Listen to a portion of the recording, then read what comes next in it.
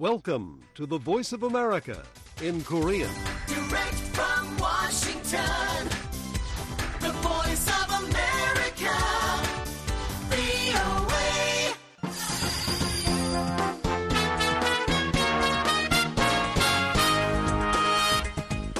여러분 안녕하십니까? 여기는 미국의 수도 워싱턴에서 보내드리는 VOA 방송입니다. 지금부터 VOA 저녁 방송을 시작하겠습니다. VOA 방송은 매일 새벽 2시부터 3시까지, 그리고 매일 아침 4시부터 6시까지, 또 저녁 8시부터 자정까지 3차례 보내드립니다. VOA 방송은 객관적이고 공정하며 포괄적인 한반도와 미국 그리고 세계 소식과 함께 각종 정보와 교양, 오락 등 다양한 프로그램을 전해드리고 있습니다.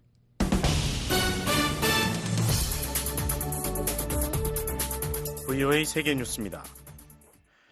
북한이 어제 밤부터 오늘 저녁 사이 쓰레기 풍선을 대량으로 한국에 날려보냈다고 한국합동참모본부가 밝혔습니다.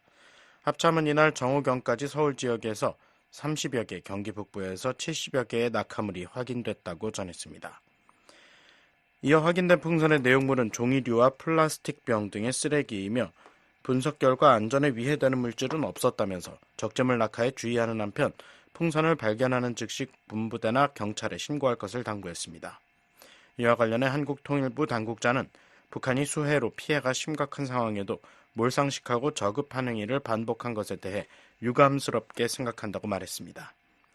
북한은 한국 민간단체들의 대북전단 살포에 대응해 5월 말부터 한국 쪽을 향해 쓰레기 풍선을 부양해왔으며 이날 저녁 이루어진 살포를 기준으로 올 들어 총 14번째 부양이 이루어졌습니다. 한편 한국군은 북한의 대남 풍선 살포에 대응해 지난 7월 21일부터 대북 확성기 방송을 전면 시행 중입니다. 이스라엘은 하마스와의 관련성이 제거될 때까지 가자지구 남부 필라델피 회랑에 대한 점령을 유지할 것이라고 베냐민 네타냐후 이스라엘 총리가 어제 밝혔습니다. 네타냐후 총리는 이날 기자회견에서 필라델피 회랑 지역이 하마스의 생명줄로 절대 사용되지 않는다는 보장이 있을 때에만 하마스와의 영구 휴전에 동의할 것이라면서 그 전까지 우리는 그곳에 있을 것이라고 말했습니다. 필라델피 회랑은 가자지구와 이집트 국경 총 14km가량의 연한 지역으로 이스라엘군은 지난 5월 이집트와 통하는 인도주의 관문인 라파 검문소를 포함해 이 지역에 대한 통제권을 확보했습니다. 이스라엘군은 최근 이 일대에서 하마스가 무기 등의 물자를 밀반입하고 무장대원들을 침투시키는 지하갱도망을 발견했다며 파괴 작전을 이어왔습니다. 이에 대해 하마스는 필라델피 회랑에서 철수하지 않겠다는 네타냐후 총리의 결정은 휴전 합의를 무산시키는 것이 목표라면서 네타냐후의 함정과 속임수에 빠지지 말 것을 경고한다고 말했습니다. 필라델피 회랑에서의 이스라엘군 철수 문제는 양측 간 휴전 협상의 주요 걸림돌이 되었습니다. 한편 팔레스타인 자치정부가 통치하는 요르단강 서안의 투바스 지역에서 이스라엘군이 오늘 한 차량에 폭격을 가해 팔레스타인인 최소 6명이 사망하고 3명이 부상했다고 팔레스타인 보건부와 이슬람권 적십자사인 적신월사가 밝혔습니다. 이에 대해 이스라엘군은 자국군의 위협이 되는 무장 테러리스트들에 대해 3차례에 걸쳐 표적화된 공격을 수행한 것이라고 설명했습니다. 러시아군이 오늘도 우크라이나 곳곳에 드론 공습을 포함한 대규모 공세를 이어갔습니다. 우크라이나 공군은 이날 성명에서 밤사이 러시아군이 우크라이나 곳곳을 겨냥해 발사한 드론 78기 가운데 60기를 요격했다며 러시아군은 이스칸데르 M 탄도미사일 한 발도 발사했다고 밝혔습니다. 이로 인한 구체적인 인명과 재산 피해는 알려지지 않았습니다. 한편 러시아 국방부는 러시아군이 우크라이나 동부 도네츠크시에서 서쪽으로 26km가량 떨어진 자비트네 마을을 추가 점령했다고 주장했습니다. 앞서 러시아군은 전날 서쪽으로의 진군에서 핵심 표적으로 여겨져온 도네츠크주의 코스티안티니우카에 로켓 발사기를 동원한 공격을 가해 최소 1명이 사망하고 3명이 부상했다고 우크라이나 검찰 당국은 전했습니다. 러시아군의 공세는 지난달 우크라이나군이 러시아 남서부 쿠르스크 지역을 기습 침공한 이후 계속되고 있습니다. 한편 블라디미르 푸틴 러시아 대통령은 블라디보스토크에서 열린 동방경제포럼 연설에서 우크라이나군의 쿠르스크 침공은 동부 돈바스에서 러시아군의 진격을 늦추려는 것이 목적이었지만 다른 전선에서 우크라이나군의 전력을 약화시켰고 결과적으로 우크라이나군은 목표 달성에 실패했다고 주장했습니다. 벨라루스에서 일본인 남성 1명이 구금됐다고 일본 정부가 오늘 밝혔습니다. 일본 정부 대변인인 하야시 요시마사 관방장관은 이날 기자회견에서 지난 7월 9일 50대 일본인 남성 1명이 벨라루스의 현지법을 위반한 혐의로 체포됐다고 말했습니다.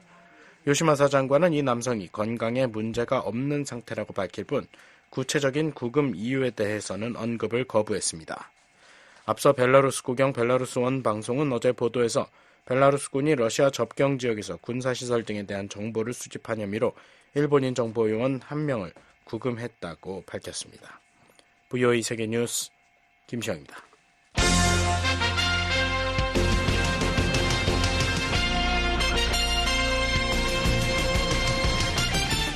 VOA News Today. 여러분 안녕하십니까? 2024년 9월 5일 목요일 VOA 뉴스투데이 1부 시작하겠습니다. 진행의 김영규입니다. 이 시간에 보내드릴 주요 소식입니다. 미국과 한국이 북한의 도발에 대한 강력한 대응 의지를 재확인했습니다. 두 나라는 한국에 대한 미국의 확장 억제 공약이 굳건하다는 점을 재확인하며 북한의 핵 공격이 정권 붕괴로 이어질 것이라고 경고했습니다. 북한이 25일 만에 또다시 한국을 향해 쓰레기 풍선을 날려보냈습니다. 한국 내 민간단체의 대북 전단 살포와 대북 확성기 방송에 대한 불만과 함께 윤석열 대통령이 밝힌 8.15 통일 독트린에 대한 반발 성격도 있다는 관측이 나옵니다. 국제 핵실험 반대의 날을 맞아 북한의 핵과 미사일 개발을 규탄하는 목소리가 이어졌습니다. 유엔은 북한이 금세기 유일한 핵실험국이라고 비판했고 유럽연합과 일본 등은 북한의 완전한 비핵화를 촉구했습니다. 내일 북한 날씨는 전 지역 구름 많고 한때 비 오는 곳 있겠습니다. 최저기온은 3에서 22도, 최고기온은 21에서 31도 되겠고요. 바다의 물결은 동해 앞바다 0.5에서 2.5m, 서해 앞바다 0.5에서 2m 일겠습니다. 첫 소식입니다. 미국과 한국이 북한의 도발에 대한 강력한 대응 의지를 재확인했습니다. 두 나라는 한국에 대한 미국의 확장 억제 공약이 굳건하다는 점을 재확인하며 북한의 핵 공격이 정권 붕괴로 이어질 것이라고 경고했습니다. 함지아 기자입니다. 보니 젠킨스 미국 국무부 군축 국제안보 차관은 미국은 모든 방위 역량을 동원해 한국에 대한 확장 억제 공약을 재확인한다고 밝혔습니다. We reaffirm the U.S. extended deterrence commitment to the ROK using the full range of U.S. defense capabilities. 젠킨스 차관은 4일 워싱턴 DC 국무부 청사에서 개최된 제5차 확장 억제 전략협의체 회의 후 기자회견에서 이같이 말하면서 미국이나 동맹국, 파트너들에 대한 북한의 핵 공격은 용납될 수 없으며 이는 그 정권의 종말을 초래할 것이라고. 이날 회의에는 미국 측에서 젠킨스 차관과 카라 아베크로 국방부 정책부 차관 대행이, 한국 측에서는 김홍균 외교부 1차관과 조창래 국방정책실장이 참석했습니다.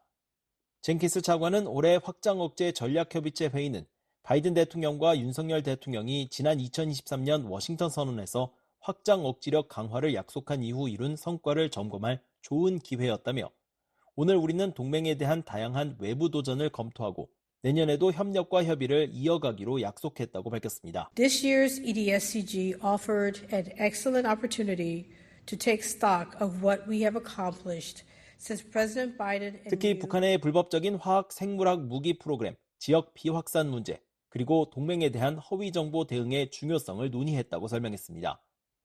아베크롬비 국방부 정책부 차관 대행은 오늘 회의에서 북한의 위험하고 무책임한 행동을 논의했다며 핵과 비핵 역량의 확장, 다각화, 개선과 더불어 북한과 러시아 간의 전략적 협력이 유엔 안보리 결의를 위반하고 있다는 점도 지적했다고 말했습니다. Today, we discussed the dangerous and irresponsible behavior of the Democratic People's Republic of Korea, including the ongoing expansion, diversification. 이어 미국은 북한의 불안정한 행동에 대응해 적절한 조치를 취할 것이며 한국에 대한 우리의 공약은 지속적이고 철통 같다고 강조했습니다.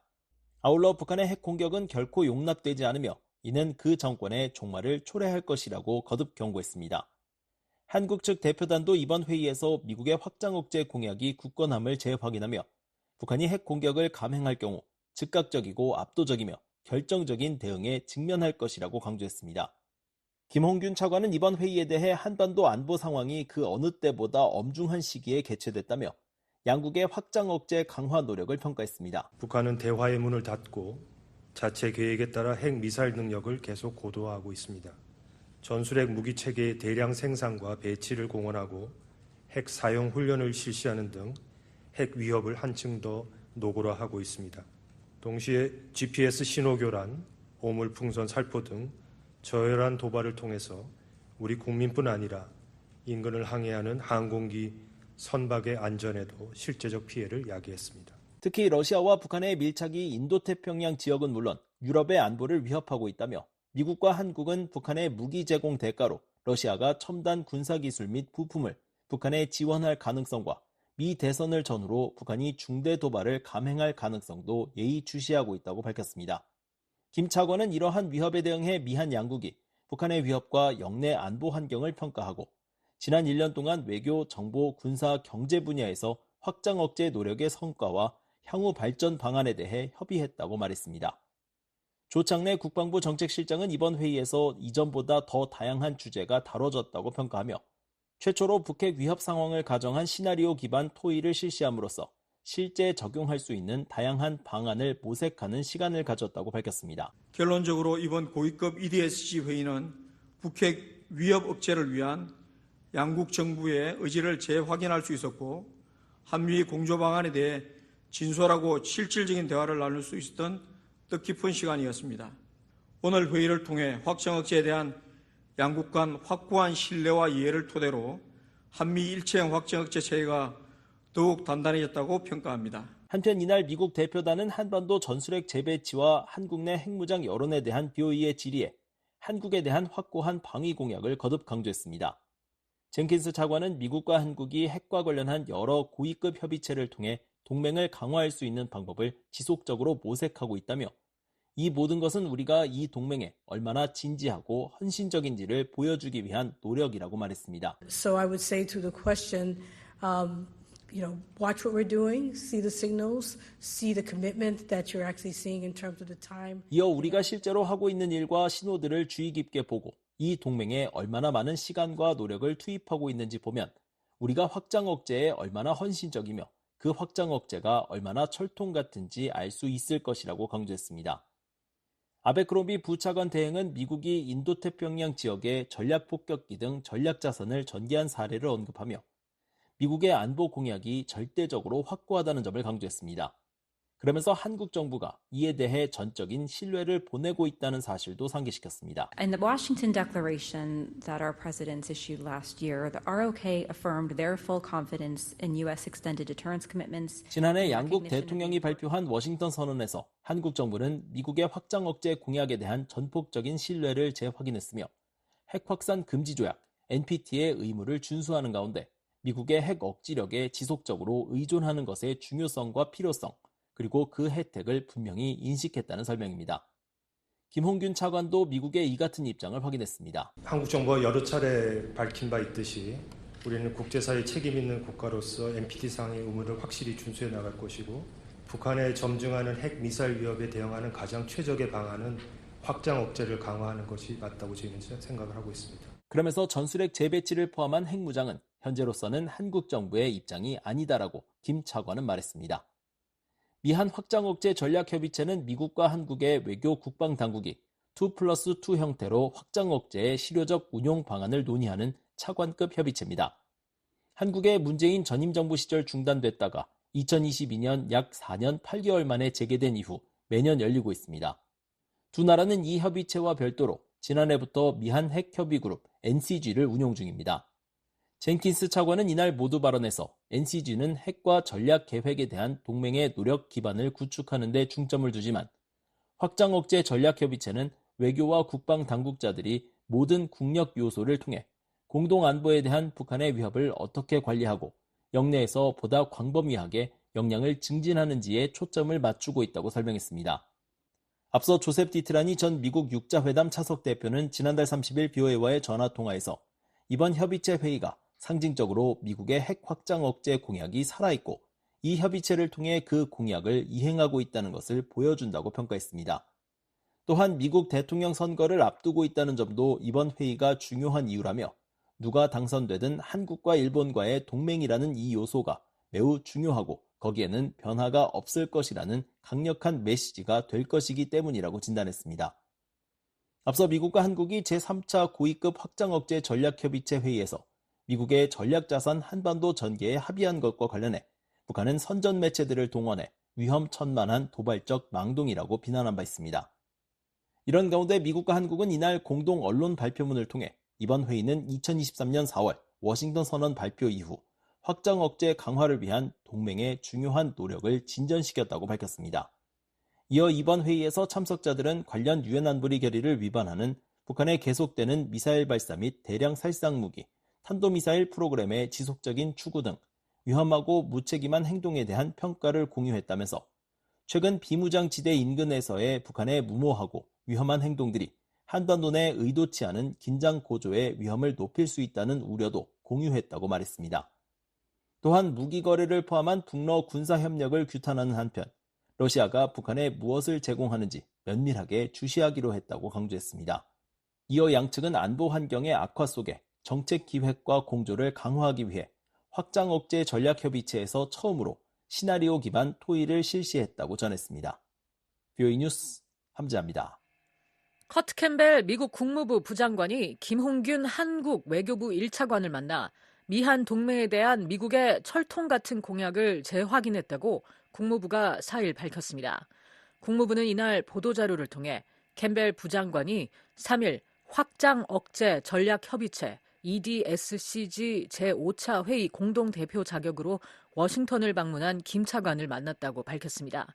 보도자료에 따르면 캠벨 부장관은 김 차관의 워싱턴 방문을 환영하며 한국과의 동맹에 대한 미국의 철통 같은 공약을 재확인했습니다. 두 사람은 또 공동의 가치와 개방적이고 번영하며 안전한 세계를 위한 공동의 지원, 북한의 도발과 북한과 러시아의 군사협력 등 공통의 위협에 대처하기 위한 협력의 중요성에 대해 논의했습니다. 한국 외교부도 이날 보도자료를 내고 김 차관이 캠벨 부장관과 한미 외교차관 회담을 개최하고 한미 동맹과 한미일 협력, 북한 문제 관련 한미 간 공조 방안과 양국 주요 현안에 대한 의견을 교환했다고 밝혔습니다. 한국 외교부 보도자료에 따르면 양측은 한미 동맹에 대한 초당적 지지는 흔들림 없이 굳건하다고 평가하고 그간 한미 글로벌 포괄 전략 동맹으로서 도출해온 성과들을 성공적으로 관리하고 최상의 정책 공조도 지속될 수 있도록 고위급 소통을 강화해 나가기로 했습니다. 양측은 또 북한의 도발과 북러 군사협력 등에 대해 긴밀히 공조해 나가기로 했습니다. 아울러 김 차관은 자유롭고 평화로운 한반도 목표를 담은 8.15 독트린을 설명했고 이에 캠벨 부장관은 북한과 진지하고 지속적인 외교의 길을 열려는 윤석열 대통령의 목표에 대한 미 측의 지지를 재확인했습니다. 이와 함께 양측은 최근 캠프 데이비드 정상회의 1주년을 맞아 한미일 협력이 이룬 성과에 대해 만족을 표하고 앞으로 미한일 협력을 지속 강화해 나가자는 데 의견을 같이 했습니다. 두 사람은 이번 회담을 계기로 지역과 글로벌 현안에 대해서도 의견을 교환했으며 가급적 조속한 시일 내에 다시 만나 협의를 이어나가기로 했습니다. 북한이 25일 만에 또다시 한국을 향해 쓰레기 풍선을 날려보냈습니다. 한국 내 민간단체의 대북 전단 살포와 대북 확성기 방송에 대한 불만과 함께 윤석열 대통령이 밝힌 8.15 통일 독트린에 대한 반발 성격도 있다는 관측이 나옵니다. 서울의 김환용 기자 연결해 자세한 상황 알아보겠습니다. 김환용 기자. 네, 서울입니다. 북한이 또다시 대남 쓰레기 풍선 살포에 나섰군요. 우선 살포 현황에 대한 한국 측 발표 내용부터 전해주시죠. 네, 한국합동참모본부에 따르면 북한은 4일 밤부터 5일 새벽 그리고 5일 오전 9시쯤부터 낮 12시쯤까지 두 차례에 걸쳐 각각 420여 개와 60여 개, 총 480여 개의 쓰레기 풍선을 한국으로 날렸습니다. 북한은 또 5일 저녁에도 쓰레기 풍선을 부양해 한국으로 보냈습니다. 합참 분류에 따르면 북한이 지난 5월 말부터 한국 측 대북전단 살포에 반발해 오물 또는 쓰레기 풍선을 날린 게 이번이 12번째와 13번째 그리고 14번째입니다. 또 북한의 대남 쓰레기 풍선 살포는 지난달 10일 이후 25일 만입니다. 합참은 서울 지역 30여 개와 경기도 북부 지역 70여 개 등 100여 개의 낙하물이 확인됐다며 확인된 풍선의 내용물은 종이류와 플라스틱 병 등 쓰레기로 분석 결과 안전에 위해되는 물질은 없었다고 설명했습니다. 네. 북한이 5일 낮까지 살포한 480여 개 가운데 100여 개만 한국에 낙하했다면 그리 효율적인 결과는 아니었던 것 같은데 이에 대해서는 분석이 나오고 있습니까? 일단 풍향이 맞지 않을 수 있다는 관측이 나옵니다.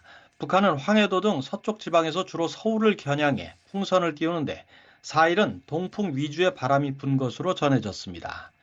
이창현 합참 공보차장은 정례 브리핑에서 초기 평가 결과 북한이 좀 급하게 풍선을 띄운 동향이 있을 가능성을 두고 분석하고 있다고 말했습니다.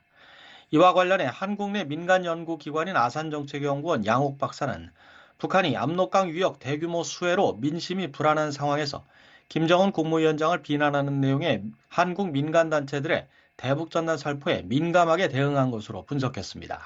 7월 말에 수해가 규모가 엄청나고 아직까지 이게 복구가 제대로 안 되는 상황이라는 거죠. 이런 상황에 대북전단 같은 것들이 북한 지역에 퍼져서 특히 예를 들어서 무슨 요트라고 사치 생활을 한다 그런 내용들 같은 거 있지 않습니까? 이게 퍼져나갈 경우 사실 북한한테는 매우 치명적일 수도 있는 거거든요. 김 기자, 북한이 25일 동안 잠잠하게 있다가 다시 풍선을 보낸 거 아닙니까? 어떤 이유로 또 어떤 의도로 보냈는지 궁금한데요. 먼저 한국 민간단체들의 대북전단 살포에 대한 맞대응 차원이라는 관측입니다.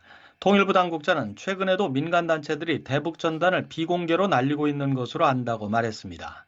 이 당국자는 민간단체의 전단을 쓰레기 풍선 도발의 명분으로 삼고 있지만 민간의 정보 전달을 위한 자발적 행위가 결코 북한 당국이 자행하는 도발의 명분이 될 수 없다고 강조했습니다. 그러면서 북한이 수해로 피해가 심각한 상황에도 몰상식하고 저급한 행위를 반복한 것에 대해 유감스럽게 생각한다고 말했습니다. 한국 정부 산하 국책연구기관인 통일연구원 조한범 박사는 대북전단 살포 외에도 전방 지역에서의 한국 측의 대북 확성기 방송 지속, 그리고 한국 언론들의 북한 수해 피해 규모 보도, 그리고 얼마 전 한국에 망명한 리일규 전 쿠바 주재 북한 대사관 참사에 이딴 북한 실상 폭로 발언 등도 영향을 줬을 것이라고 설명했습니다.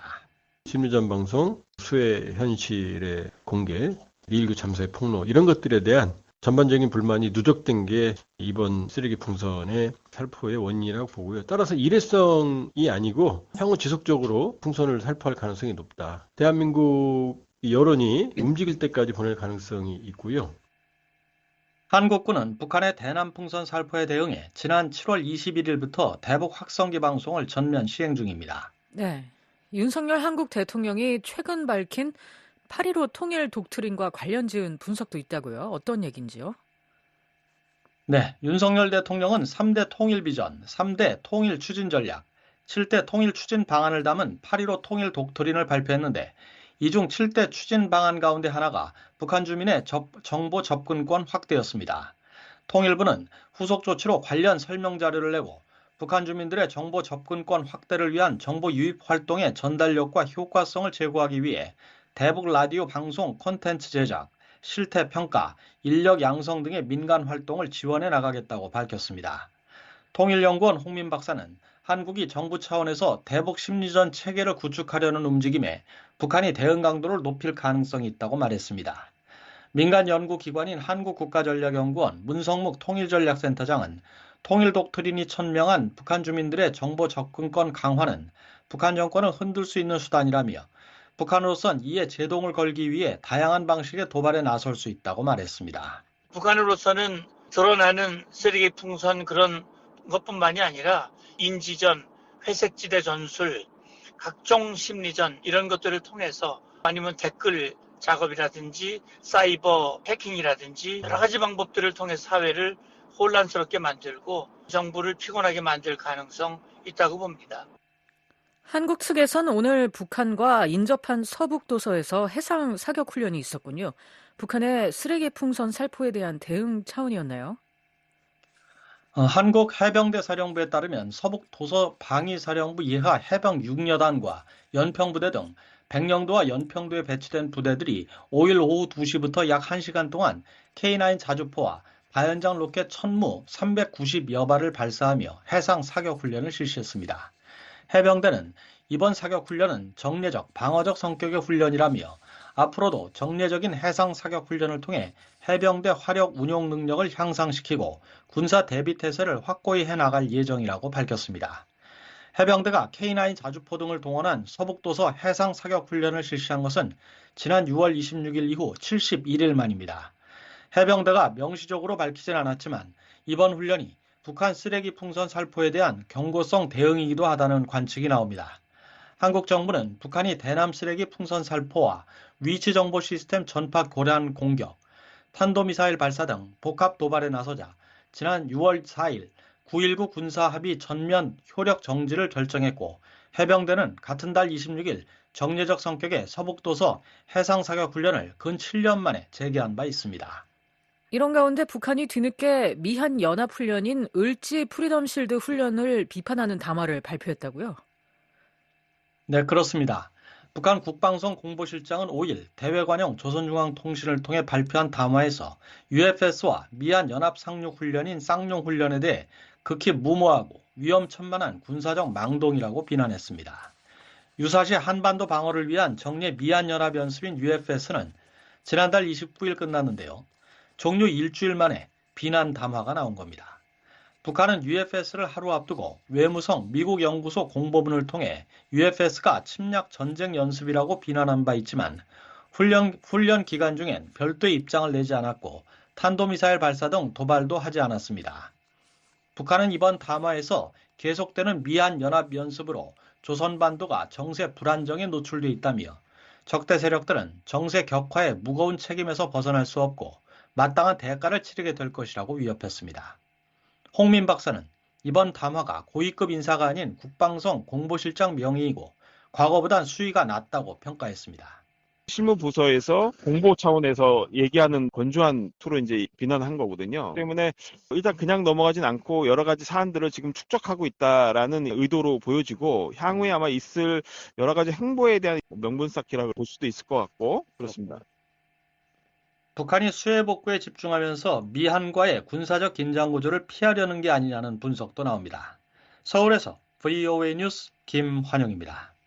미국의 아시아 전문가들은 퇴임을 앞둔 기시다 후미오 일본 총리의 방안이 한일 관계의 지속적인 개선과 미한일 삼각협력 강화를 위한 중요한 메시지라고 평가했습니다. 특히 후임 총리에게 이 협력 기반을 유지하고 발전시킬 것을 강조하는 동시에 한일 양국이 동북아 안보 위기 시 유기적으로 협력할 수 있는 체계를 마련하려는 노력으로 해석했습니다. 조은정 기자가 취재했습니다. 케네스 와인스타인 허드슨 연구소 일본 석좌는 퇴임을 3주 앞두고 이루어지는 기시다 후미오 일본 총리의 방안을 차기 총리에 대한 메시지로 진단했습니다. 와인스타인 석좌는 3일 VOA에 보낸 이메일에서 기시다 총리는 한일 관계 개선을 자신이 남긴 유산의 핵심이자 일본의 외교와 안보 정책의 핵심으로 보고 있다며 후임자에게 이러한 토대 위에 진전을 이어가라는 강력한 신호라고 말했습니다. 이어 기시다 총리와 윤석열 대통령은 협력을 제도화해 향후 양국 정부의 DNA에 깊이 뿌리내리게 하기를 원한다고 설명했습니다. 쉴라 스미스 미 외교협회 선임연구원은 3일 VOA와 전화통화에서 기시다 총리가 임기 마지막 몇 주 동안 이 문제를 우선순위로 삼고 있는 것이 인상적이라며 윤 대통령과의 정상외교에 개인적으로 많은 관심을 기울이고 있는 것 같다고 말했습니다. 그러면서 자신의 후임자가 누가 됐든 한국과의 양자관계뿐 아니라 미국과의 삼자관계에서도 한국과의 협력을 계속 소중히 여기라는 신호를 보내고 있다고 생각한다고 말했습니다. I think there's also a signal being sent by him, and that is to value to whoever comes in behind him. 아울러 일본 국민에게도 진전이 있었음을 분명히 하고 그 진전이 실질적이고 지속 가능하도록 기시다 총리가 많은 노력을 기울였음을 알리는 것이 중요하며 윤 대통령이 건설적인 파트너라는 점도 강조되고 있다고 진단했습니다. 앞서 한일 정부는 3일 기시다 총리가 6일과 7일 한국을 방문할 예정이라고 밝혔습니다. 양국 정상은 지난해 3월 윤 대통령의 일본 방문으로 12년 만에 셔틀 외교를 재개했으며 이번 방안으로 모두 12번을 만나게 됩니다. 스미스 연구원은 구체적 성과와 관련해 미한일 정상의 캠프 데이비드 합의 정신과 한일 군사협력의 복원에 부합하는 결과물이나 발표가 얼마든지 있을 수 있다고 내다봤습니다. So I think there could be any number of deliverables or announcements that are made that are in keeping with the spirit of the Camp David Accord. 그러면서 이는 모두 매우 중요한 단계이며 한일 양국이 이번 회의에서 무엇을 하든 그것은 동북아에서 위기가 발생할 경우 양국이 유기적으로 협력하고 명확하게 조율된 방식으로 위기 관리에 기여하도록 하는 데 중요한 역할을 할 것이라고 전망했습니다. 셀레스트 에링턴 조지 워싱턴대 부교수는 어떤 결과물이 나오더라도 긍정적이라며 한국인의 일본 입국을 용이하게 하기 위한 행정적 조치가 의제로 오를 수 있다는 보도를 언급했습니다. 특히 일본이 보다 한국에 적극적인 조치를 취해야 할 순서라고 말했습니다. I think from the South Korean public's perspective, it would be good if Japan could offer 에링턴 부교수는 한국 국민 입장에서는 일본이 뭔가 제시할 수 있다면 좋을 것이라며 특히 윤석열 정부가 일본에 많은 것을 줬지만 충분한 대가를 얻지 못했다는 인식이 한국 내 특히 진보적이거나 좌파 성향의 사람들 사이에서 널리 퍼져 있다고 지적했습니다. 이어 기시다 총리가 역사나 영토 분쟁에 대해 의미 있는 제스처를 취할 것이라고 기대하지는 않지만 일본이 한국에 무언가를 주는 것으로 해석될 수 있는 적극적인 조치를 취한다면 매우 바람직할 것이라고 덧붙였습니다. 데니엘 스나이더 스탠퍼드 대학 동아시아학 교수도 3일 VOA와 전화통화에서 아마도 재임을 생각하거나 우파의 지지를 필요로 하지 않는 지금이 그가 좀 더 전향적으로 나올 수 있는 때일지도 모른다고 말했습니다. I think what I would like to see, and I'm not sure if it's going to happen, is some more 스나이더 교수는 기시다 총리가 전시와 식민지 역사 문제에 대해 보다 명확한 입장을 밝히고 강제징용 피해자와 위안부에 대한 보상 문제를 포함한 역사적 정의를 위해 여전히 해결해야 할 과제가 남아있다는 것을 인정하는 것이 필요하다고 말했습니다.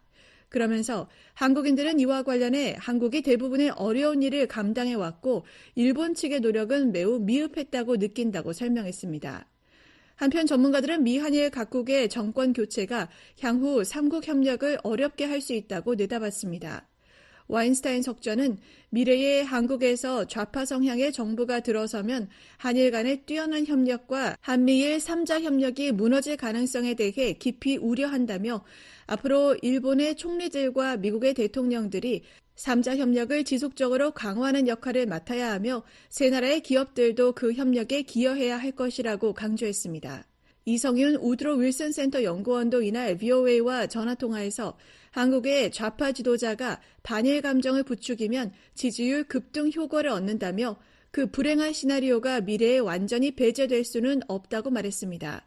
So that's the effect that fanning the flames of anti-Japanese sentiment has if you are a leftist South Korean leader. 이 연구원은 미일 동맹이 미한 관계보다 훨씬 더 안정적이며 물론 완벽하지는 않지만 신경 써야 할 변수들이 상대적으로 적다는 것을 우리는 알고 있다고 말했습니다. 그러면서 바이든 정부는 호주와 뉴질랜드를 포함한 영내 다른 파트너와 동맹국들과의 다자 협력, 심지어 군사 훈련까지 크게 확대해왔다며 만일 미래의 한국이 자가 고립적인 방식으로 행동하게 된다면 그것은 한국의 이익에 부합하지 않을 것이라고 지적했습니다. 한편 스나이더 교수는 진보 성향의 정부는 윤 대통령의 보수 정부보다 일본에 양보하는 데 덜 적극적이고 그럴 의지도 적을 것이라는 점은 분명하다고 설명했습니다. But there's no question that a progressive government is going to be less eager and frankly less willing to make concessions. 다만 한국이 협력하지 않을 것이다. 기존 합의를 뒤집을 것이다. 이 합의들은 지속되지 않을 것이다라는 예상은 일본 측에서 자신들이 해야 할 일을 하지 않기 위한 하나의 변명으로 사용되는 경우도 있다고 지적했습니다. 스미스 연구원은 미한일 정치 지도자들은 자국민이 삼국협력의 이점을 충분히 인식하도록 계속 노력해야 한다고 말했습니다. 국가들이기에 당연히 정치에 대해 생각해야 하지만 각국의 전략적 이익에 대해서도 생각해야 한다며 기시다 총리와 윤 대통령이 바로 그 전략적 가치를 다시 강조할 것이라고 말했습니다. 에링턴 부교수는 미국이 일본과 한국이라는 두 핵심 동맹국과의 3자 협력과 소통을 지속적으로 촉진하고 특히 워싱턴에서 새 행정부로의 전환을 앞둔 지금 미국의 정책에 대해 명확하고 열린 대화를 유지하는 것이 중요하다고 강조했습니다. VOA 뉴스 조은정입니다. 국제 핵실험 반대의 날을 맞아 북한의 핵과 미사일 개발을 규탄하는 목소리가 이어졌습니다. 유엔은 북한이 금세기 유일한 핵실험국이라고 비판했고 유럽연합과 일본 등은 북한의 완전한 비핵화를 촉구했습니다. 안소영 기자입니다. 유엔 산하 포괄적 핵실험 금지 조약기구 CTBTO의 로버트 플로이드 사무총장이 4일 국제 핵실험 반대의 날을 기념하는 유엔층의 고위급 본회의에서 북한의 핵실험을 강하게 비판했습니다. Our current century, only one state has tested a nuclear weapon, North Korea. 플로이드 사무총장은 기조연설에서 금세기 들어 오직 북한만이 핵무기를 실험했다며 북한의 추가 핵실험을 즉각 감지할 수 있는 CTBTO의 기술력을 강조했습니다. 또한 1996년 체결된 포괄적 핵실험 금지 조약으로 각국이 핵실험 금지를 검증할 과학적 기반을 마련했다며 이를 위해 300여 개의 감시 시설로 구성된 국제 감시 시스템이 구축됐다고 설명했습니다. 이어 지진파, 수중 음향, 방사성 핵종 데이터가 실시간으로 오스트리아에 있는 CTBTO 본부로 전송되고 있다며 모든 국가는 우리가 어떤 핵실험도 매우 빠르게 탐지할 것이라는 점을 알고 있다고 말했습니다. 앞서 플로이드 사무총장은 지난달 29일 국제 핵실험 반대의 날을 맞아 공개한 영상에서도 핵실험에 나서는 국가들은 반드시 대가를 치를 것이라고 경고한 바 있습니다. 미국 대표로 발언한 매튜 샤프 국무부 군비통제 국제안보국 산하 다자 및 핵문제국장은 북한을 직접 언급하지는 않았지만 핵 보유국들의 핵실험 중단과 투명한 정보 공개를 촉구했습니다. We recently welcomed international diplomats to Sandia National Laboratories in Albuquerque, New Mexico, and to the Nevada National Security Site. 샤프 국장은 미국이 과거 핵무기 실험 장소였던 네바다주 핵실험장에 각국 외교관들을 초청해 투명성을 확보한 사례를 강조하며 다른 핵보유국들도 유사한 투명성을 확보하고 핵실험장에서의 활동에 대한 우려와 의문을 해소할 것을 촉구했습니다. 또한 모든 국가는 법적 구속력이 있는 핵실험 금지 목표에 전념해야 한다고 강조했습니다. 이날 회의에서 유럽연합 대표는 북한의 완전하고 검증 가능하며 되돌릴 수 없는 비핵화 달성을 위해 최선을 다할 것이라고 밝혔습니다. The DPRK to abandon its existing nuclear weapons programs. As well as programs to build delivery systems and other weapons of 이유 대표는 북한이 유엔 안보리 결의에 따른 의무를 준수하고 핵무기와 탄도미사일 실험을 자제하라고 촉구했습니다. 또한 북한이 기존의 핵무기 프로그램과 운반 시스템, 기타 대량 살상 무기 프로그램을 완전하고 검증 가능하며 되돌릴 수 없는 방식으로 포기해야 한다고 덧붙였습니다. 또한 어떠한 핵실험에도 신속하고 단합된 국제적 대응으로 맞서야 한다고 강조했습니다. 일본의 야마자키 키즈유키 주엔 대사는 국제사회가 북한의 추가 핵실험을 용납하지 않을 것이라고 경고했습니다. 야마자키 대사는 북한이 2006년 이후 감행한 6차례의 핵실험이 CTBT의 목적을 훼손했다며 북한의 완전하고 검증 가능하며 되돌릴 수 없는 방식으로 핵무기와 탄도미사일 프로그램을 폐기할 것을 촉구했습니다. 그러면서 북한이 CTBT에 서명하고 비준할 것을 강하게 요구했습니다. 유엔이 1996년 채택한 CTBT는 현재 187개국이 서명하고 178개국이 비준했지만 아직 발효되지 않았습니다. CTBT가 발효되려면 핵기술 보유국 44개국이 모두 서명 및 비준해야 하는데 북한, 인도, 파키스탄은 서명조차 하지 않고 있습니다. 동남아시아 국가연합을 대표해 발언한 아누파부 봉노르케오 주엔 라오스 대사는 북한의 이딴 도발로 한반도 긴장이 고조되고 있는 데 대해 우려를 나타냈습니다. And remain deeply concerned over the recent surge in DPRK. 봉노르케오 대사는 북한의 이딴 도발로 한반도 긴장이 고조되는 상황을 심각하게 우려하면서 북한이 유엔 안보리 결의를 준수하고 평화적 대화에 나설 것을 촉구했습니다. 한편 북한은 올해도 국제 핵실험 반대의 날 기념 고위급 회의에서 발언하지 않았습니다. 북한은 국제 무대에서 여전히 핵과 미사일 개발이 자위권 행사라는 기존 입장을 고수하고 있습니다. 주영철 제네바 주재 북한 참사관은 지난 2월 유엔 본부에서 열린 군축회의에서 공화국의 국방력 강화 조치는 유엔 헌장과 국제법에 전적으로 부합하는 정당한 자위권 행사라며 모든 조치가 미국과 동맹국들의 위협에 대한 대응이라고 주장했습니다. VOA 뉴스 안소영입니다. 미국의 북한 인권법이 갱신되지 않은 채 2년째 공백 상태를 이어가고 있습니다. 이는 역대 최장 기간으로 의회 내 정치적 교착이 주요 원인으로 꼽힙니다.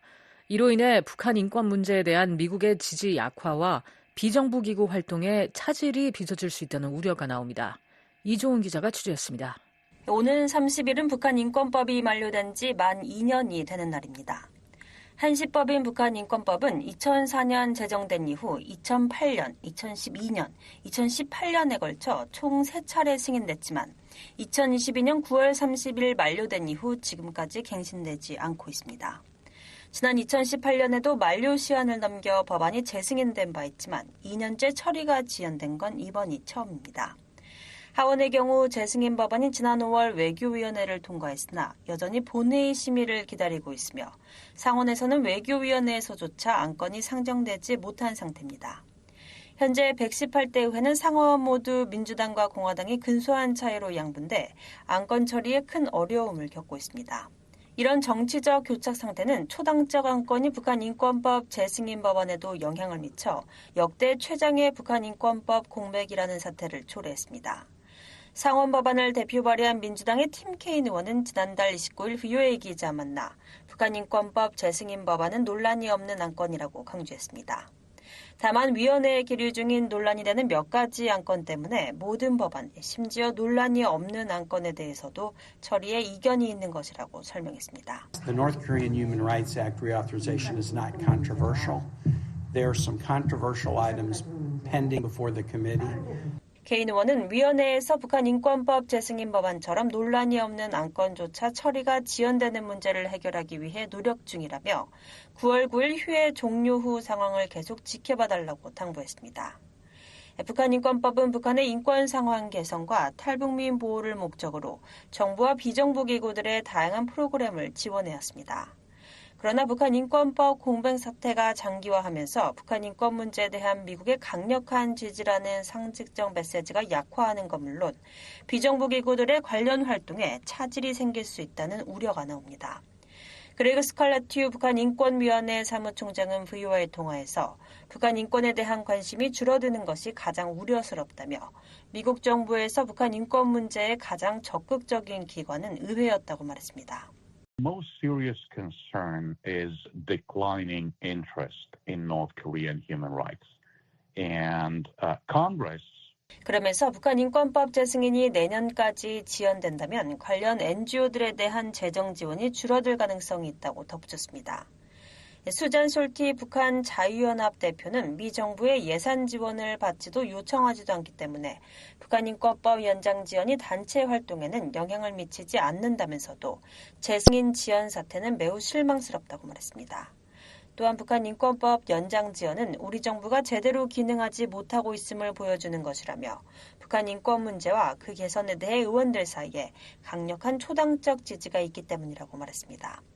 FUA는 북한 인권법 재승인 법안 공동 발의자인 공화당의 마르코 루비오 상원 의원과 연킨 공화당 하원 의원 그리고 아미베라 민주당 하원 의원에게도 논평을 요청했으며 답변을 기다리고 있습니다.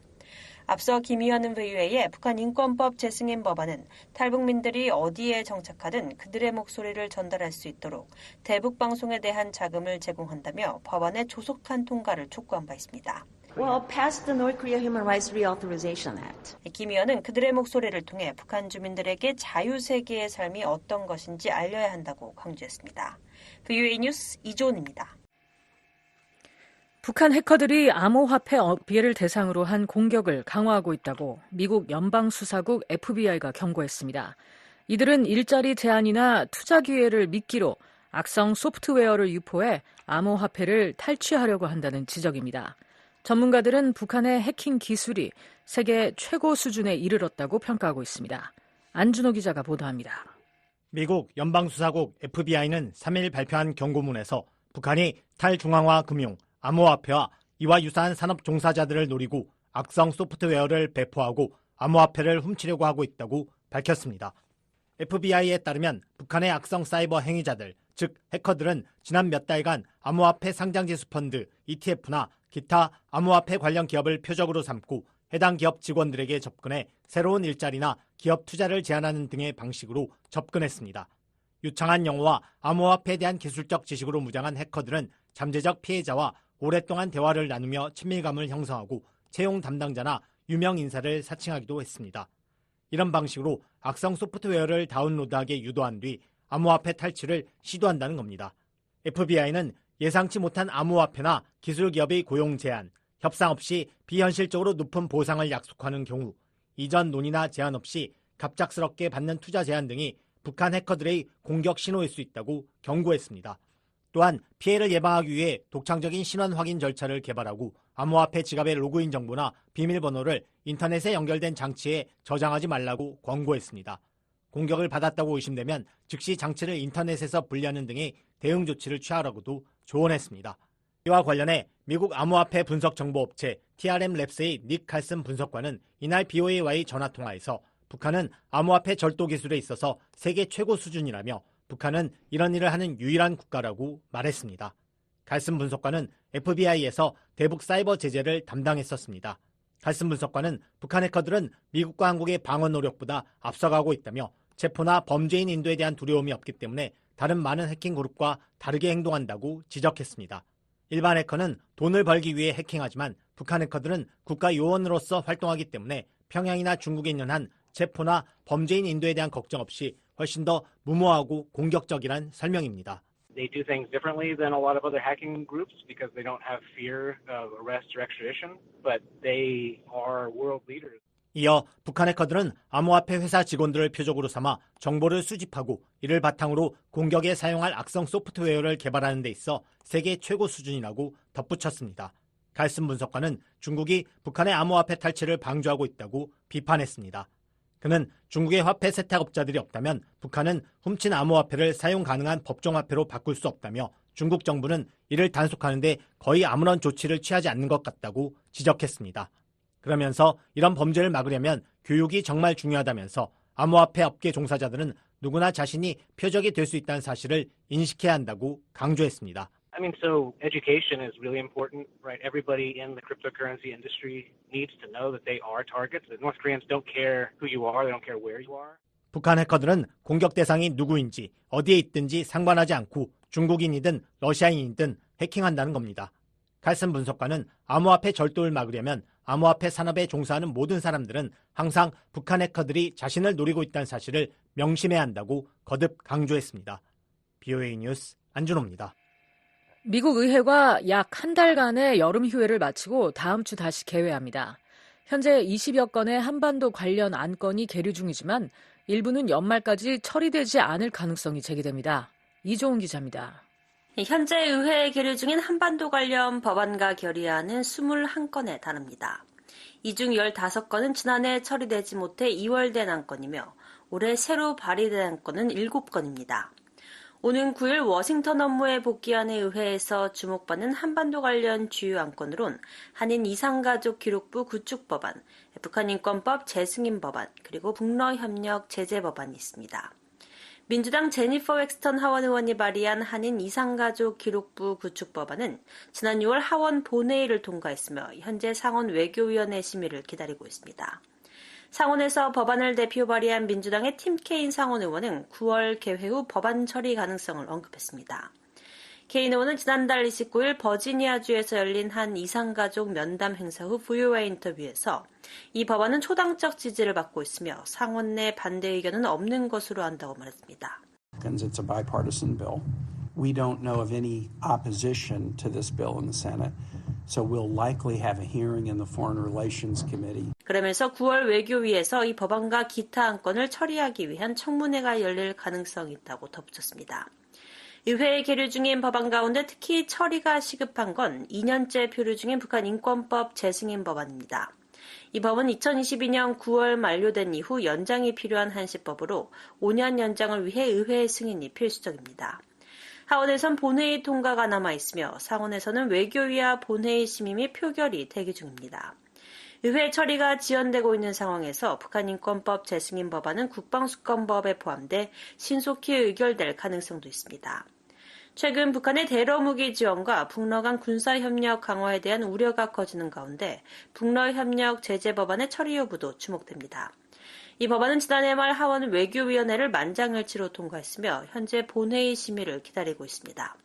또한 미한일 공조의 중요성을 강조하는 상하원의 결의안, 중국 내 탈북민 인권보호 촉구 결의안, 북한 불법 활동에 관한 보고서 제출 요구 법안 등도 각각 상임위 심의를 앞두고 있습니다. 올해는 의회 회기 마지막 회이기 때문에 연말까지 처리되지 않은 안건은 자동 폐기될 예정입니다. 특히 민주당 브래드 셔먼 하원 의원이 발의한 한반도 평화 법안은 지난해에 이어 올해도 별다른 진전이 없어 폐기될 가능성이 높습니다. 해당 법안은 대북지원단체와 일부 민주당 의원들의 관심을 받았지만 공화당과 민주당 주류의 주목을 받지 못하고 있습니다.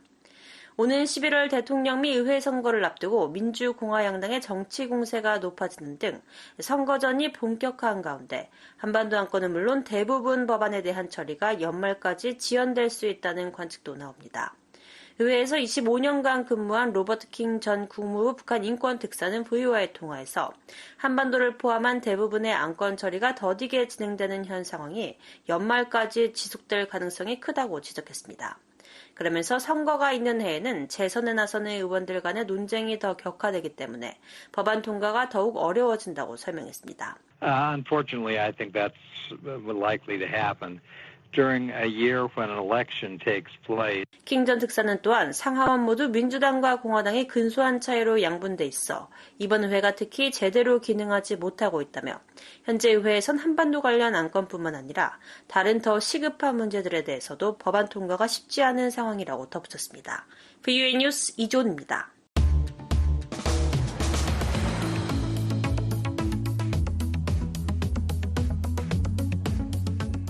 한국 내 주요 뉴스를 소개해드리는 한국은 지금입니다. 최원기 기자 나와 있습니다. 어서 오세요. 안녕하십니까. 네, 오늘은 어떤 소식이 있습니까? 한국 정부가 국민연금 개혁안을 내놨다는 소식 전해드리겠습니다. 이어서 북한이 7월 압록강 일대에서 발생한 수해 책임을 물어 간부들을 처형했다는 소식 전해드리겠습니다. 네, 먼저 정부가 국민연금 개혁안을 내놨다는 소식부터 살펴볼까요? 네, 한국 정부가 4일 국민연금 개혁안을 내놨습니다.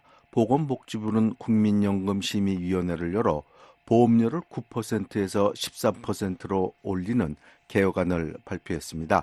정부가 연금 개혁안을 낸 것은 2003년 이후 21년 만입니다. 네, 방송을 들으시는 북한 청취자들은 국민연금이 생소할 수 있으니까 연금이 뭔지 좀 쉽게 설명해 주시죠.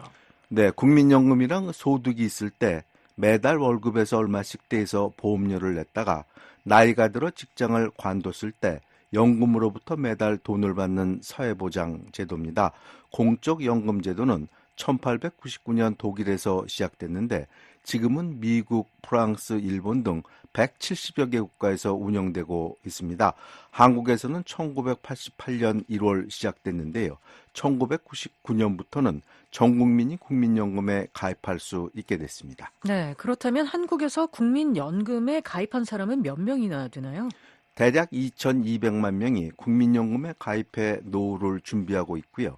현재 국민연금을 받는 사람은 583만 명에 이릅니다. 네. 그런데 어떤 문제가 있어서 국민연금을 개혁해야 한다는 거죠? 그것은 한국 사회가 급격히 저출산, 즉 아이를 적게 낳는 데다 고령화, 나이가 많은 노인 인구가 많아졌기 때문입니다. 네. 젊은이들이 줄어서 돈을 낼 사람은 줄어드는데 연금을 받는 노인 인구는 늘어나기 때문에 연금이 오는 2055년께에는 소진된다는 얘기입니다. 네, 도대체 인구가 얼마나 줄어들고 있길래 연금이 소진된다는 겁니까? 합계 출산율은 한 여성이 평생 낳는 아이의 숫자를 말하는데요. 네. 한국의 합계 출산율은 1970년대는 4.53명이었다가 지난해는 0.72로 세계 최저치를 기록했습니다. 이에 따라 2,200만 명인 국민연금 가입자 수는 감소해서 오는 2050년에는 1,500만 명으로 감소할 것으로 전망됩니다.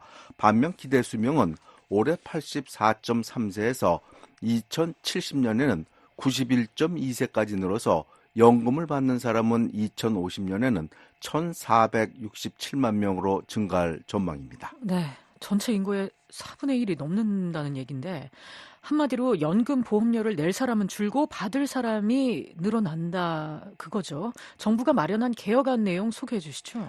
네, 정부가 마련한 개혁안은 보험료를 기존의 9%에서 13%로 올리는 겁니다. 또 연금과 관련해 자동 조정 장치를 도입하고 보험료 인상도 나이별로 차등 인상한다는 방안을 담고 있습니다. 네, 자동 조정 장치는 뭐고 또 차등 인상은 뭔가요? 네, 자동 조정 장치는 연금 가입자 수, 또 기대 수명 변화 등에 따라 연금 수급액을 자동적으로 늘리거나 줄이는 장치를 마련한다는 얘기입니다. 또 차등 인상이라는 것은 현재 소득의 9%를 보험료로 내고 있는데 이를 13%까지 올리되 나이별로 다르게 인상한다는 겁니다. 네. 예를 들어서 50대는 매년 1%, 40대는 0.5%, 20대는 0.25% 올리자는 겁니다. 이렇게 되면 세대 간 형평성을 높일 수 있는 장점이 있습니다. 네. 정부 차원의 연금 개혁 방안은 나왔는데 앞으로 어떻게 추진이 되나요? 연금 개혁의 공은 이제 국회로 넘어가게 됐습니다. 정부가 만든 개혁안이 국회에 제출되면 국회는 연금특별위원회를 구성해서 논의할 것으로 보입니다. 그리고 이 과정에서 개혁 방식을 두고 여당과 야당이 상당히 논란을 벌일 전망입니다. 대다수 국민들은 내년까지는 연금 개혁이 마무리되기를 바라지만 쉽지 않을 전망입니다. 네, 다음 소식 가보겠습니다. 북한 자강도 수해와 관련된 소식은 전에도 전해드린 바가 있는데 북한 당국이 압록강 일대에 발생한 수해에 책임을 물어서 간부들을 처형했다고요? 네, 한국의 조선일보와 KBS 등 주요 언론이 4일 일제히 보도한 내용인데요. 한국의 국가정보원은 북한 당국이 간부들을 처형한 동향이 파악돼 예의주시하고 있다고 밝혔습니다. 특히 처형된 간부 중에는 당시 자강도 노동당 책임비서였던 강봉훈이 포함됐을 가능성이 있는 것으로 전해졌습니다. 이와 관련해 TV조선은 수해 지역의 간부 20-30명이 한꺼번에 총살당한 것으로 파악됐다고 보도했습니다. 네, 앞서 자강도 도당 책임부서는 수해 책임을 지고 경질이 됐는데 처형이 됐다니 정말 끔찍합니다. 그렇습니다. 김정은 국무위원장은 7월 31일 열린 당 정치국 비상확대회의에서 경찰청장에 해당되는 사회안전상과 평안북도와 자강도의 당 책임비서를 경질했는데 이번에 처형을 한 것으로 보이고요. 이는 또 북한 내부 민심이 그만큼 흉흉하다는 얘기로 읽혀지고 있습니다. 수해에 책임을 묻는다면 김정은 위원장 책임이 더 클 것 같은데요. 그렇게 볼 수 있습니다. 과거부터 압록강 일대는 상습 홍수 침수 지역입니다. 그래서 중국은 단둥 쪽에 홍수 방지 방벽을 2.5m로 높이 쌓았다고 합니다. 반면 북한은 아무런 대책을 세우지 못해 이번에 큰 피해를 입은 겁니다. 따라서 책임을 묻는다면 도당 책임비서보다는 핵과 미사일의 가용 자원을 탕진한 김정은 위원장에게 책임을 물어야 할 것으로 보입니다. 네, 북한 당국은 아직 인명피해 숫자는 아직 밝히고 있지는 않는데 좀 밝혀진 게 있습니까? 네, 한국 KBS가 북한의 압록강 일대를 촬영한 인공위성 사진을 분석해 보도했는데요. 인공위성 사진을 보면 자강도 성강군 광명리 일대 주택 수백 채는 7월 말 폭우로 모두 휩쓸려 내려간 듯 찾아볼 수 없습니다. 또 인근의 동산리도 이번 수해로 약 100여 채의 주택과 건물이 유실됐습니다. KBS는 대북 소식통을 인용해 성강군 주민들이 대피한 마을회관이 산사태로 무너져 약 300여 명이 매몰되는 참사가 발생했다며 중장비가 제때 도착하지 못해 삭과 곡괭이로 구조하다 시간이 지체됐다고 전했습니다. 그러면서 자강도 지역에만 사망자가 총 1,000명이 넘는다고 전했습니다. 네, 한국은 지금 최원기 기자였습니다. 지금까지 VOA 뉴스투데이 1부를 보내드렸습니다. 잠시 후에는 VOA 세계뉴스 뉴스투데이 2부가 방송되겠습니다.